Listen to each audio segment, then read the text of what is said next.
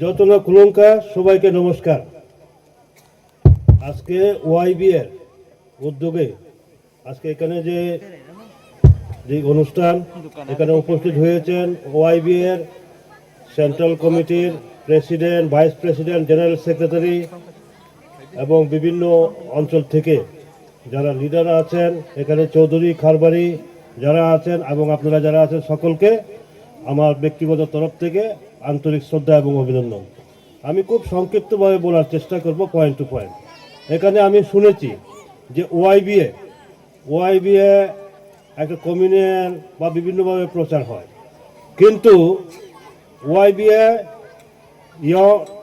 Young Bru association, ঠিক ওআইএমএ yacht Miju association, মিজোরামের মধ্যে আমি দেখেছি বিরাট সংগঠন, হ্যাঁ, জম্পহিলের মধ্যে আছে, বিভিন্ন সম্প্রদায়ের মধ্যে আছে, কিন্তু এই জায়গাতে আমাদের কিছু টেকনিক্যাল যদি থাকে এই গ্যাপগুলো কীভাবে পূরণ করবো। এখানে ওই সেন্ট্রাল কমিটির মধ্যে অ্যাডভোকেটও আছেন ওআইবি এর মধ্যে।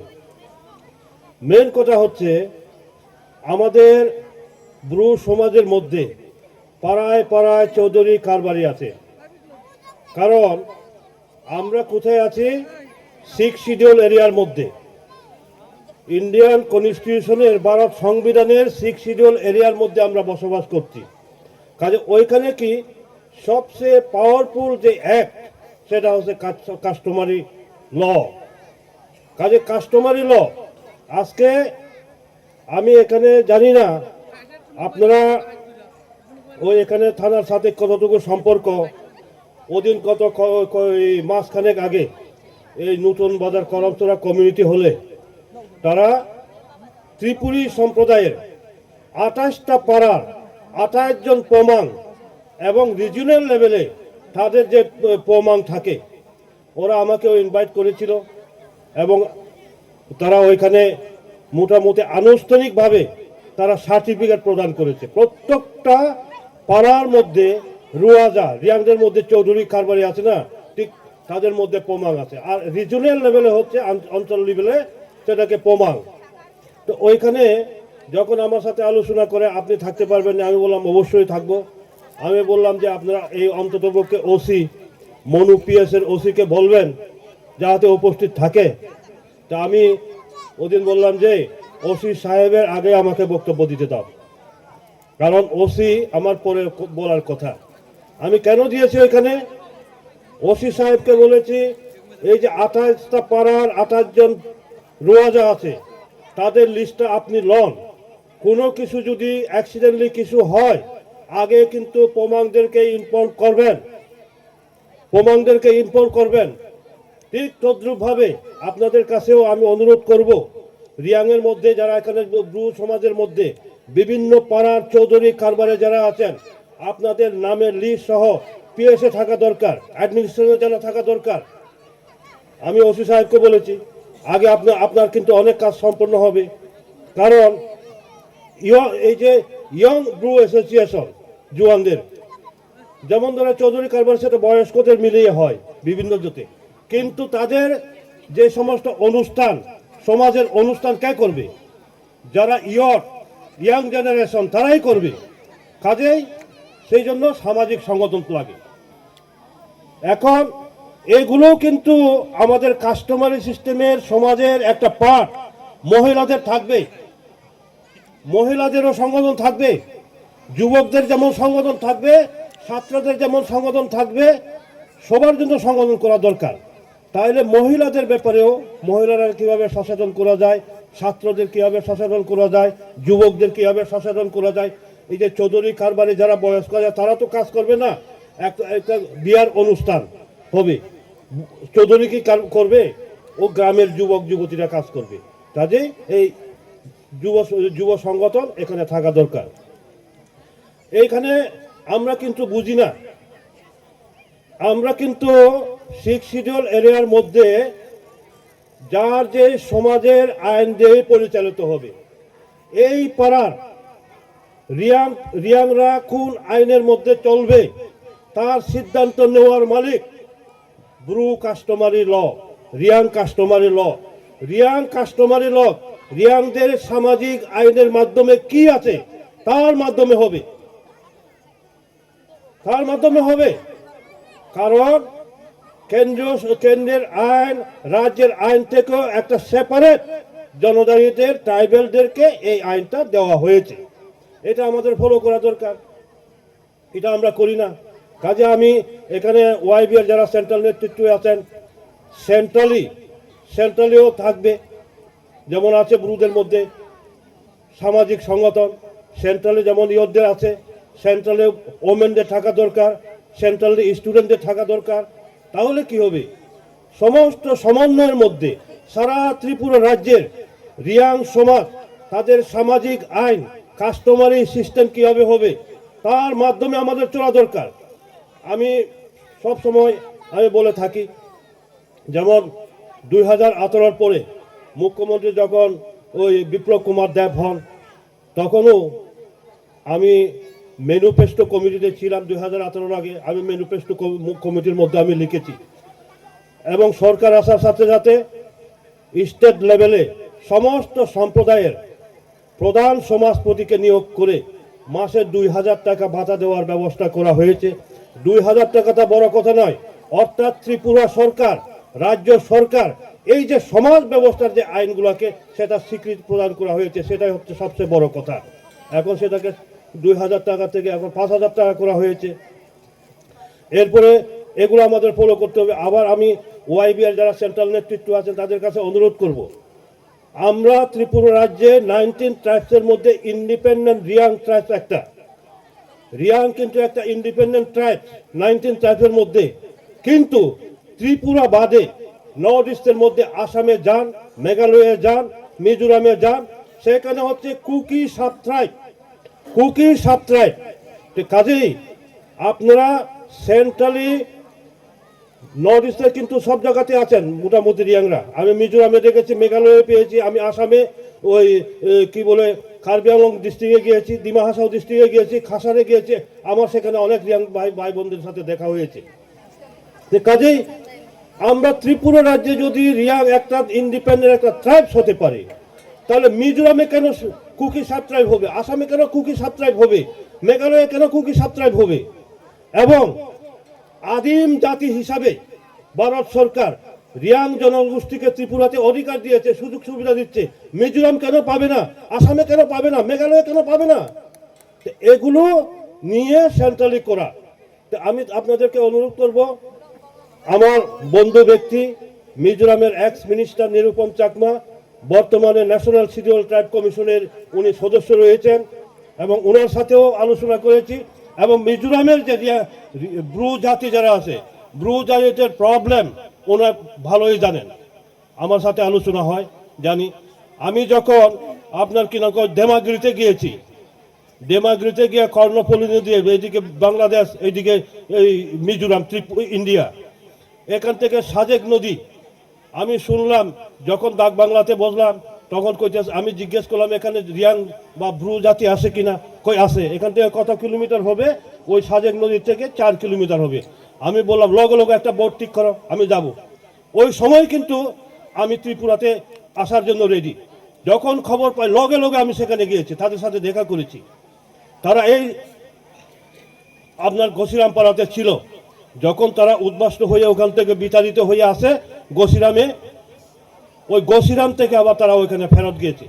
তাহলে পরে এখন একটা জিনিস হচ্ছে, যারা নাকি মিজোরাম থেকে উদ্বাস্ত হয়ে ত্রিপুরাতে এসেছেন তাদেরকে পুনর্বাসনের ব্যবস্থা করেছে ত্রিপুরা সরকার এবং কেন্দ্রীয় সরকার। এবং মিজোরামে যে সমস্ত রিয়াং সম্প্রদায় আছে, ব্রু সম্প্রদায় আছে, তাদের ভবিষ্যৎ কি হবে, তাদের ভবিষ্যৎ কি হবে? কারণ একটা জিনিস, আমার ট্রাইব হচ্ছে চাকমা জনজাতি, শিডিউল ট্রাইব।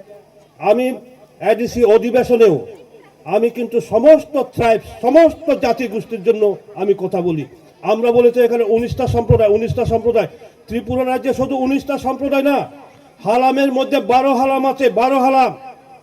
কুকি সম্প্রদায়ের মধ্যে 18 জাতি কুকি আছে, 18 আর 12 কত? 30, এইদিকে 19, 49টা জাতির সম্প্রদায় আছে।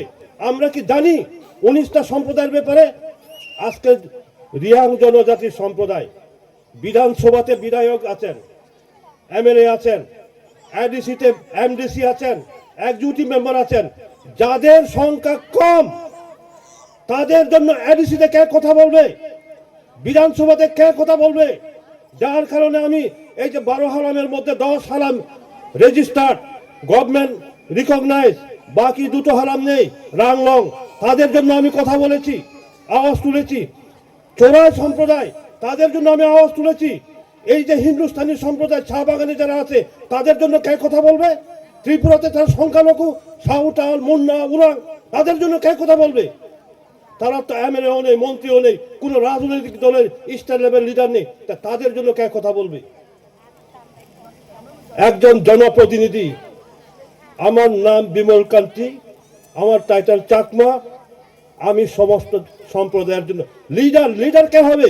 জনপ্রতিনিধি কে হবে? জাতি জনজাতি সবার জন্য যারা কাজ করবে সে হবে জনপ্রতিনিধি, সে হবে লিডার। পার্টিকুলার এক জাতির জন্য চিন্তা করলে সে লিডার হতে পারবে না। কাজেই একটা জিনিস আপনাদেরকে অনুরোধ করব, যাতে আমরা যেমন মিজোরামের সংখ্যালঘু ছিল ব্রু সম্প্রদায়, ওইখান থেকে উদ্বাস্ত হয়ে রাজনৈতিক অধিকার, সামাজিক অধিকার ছিল না, আসতে হয়েছে। তাহলে পরে ত্রিপুরা রাজ্যে এই যে হিন্দুস্তানি সম্প্রদায়, আদিবাসী সম্প্রদায়, শাহবাগানি, তাদের জন্য কে কথা বলবে? আজকে ত্রিপুরাতে তারা সংখ্যালঘু। সারা ভারতবর্ষের দিকে চিন্তা করে দেখেন, আজকে ভারতবর্ষের রাষ্ট্রপতিকে দ্রৌপদী মুর্মু, আজকে ভারত সরকারের জনজাতি কল্যাণ দপ্তরের মন্ত্রীকে জুয়েল ওরাম। এগুলো আমাদের মাথায় রাখতে হবে, আর অথচ এখানে আমরা তাদেরকে পাত্তা দেয় না।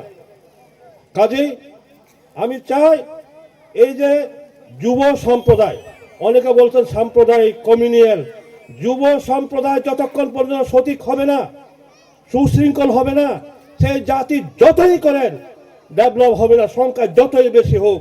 প্রথমে আপনাদের সামাজিক যে আইনকে শক্ত করতে হবে, কারণ ব্রু জাতি অনেক উন্নত জাতি। জাতির উন্নতির পরিচয় কোথা থেকে হয়? তার নাচ, গান, সংস্কৃতি থেকে।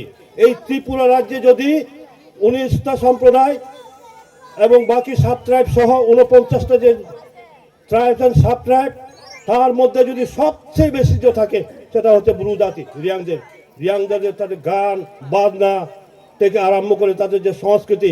কারণ আমি বিভিন্ন জায়গাতে ঘুরেছি, কাজে এগুলো আমাদের লক্ষ্য রাখতে হবে। আর আমি ওয়াইবিআর যারা সেন্ট্রাল নেতৃত্ব আছেন, আমি কিন্তু প্র্যাকটিক্যাল আইনের মাধ্যমে যেটা হবে আমি এটার পক্ষে আছি, সে সুতো জাত হোক বড়ই হোক। কারণ আপনাদের ইউনিটি আনতে হবে। যখন আপনাদেরকে অনেকে কমিউনিয়াল সাম্প্রদায়িক লাইনে করার চেষ্টা করবে, তখন কিন্তু আপনারা শেষ, তখন কিন্তু শেষ।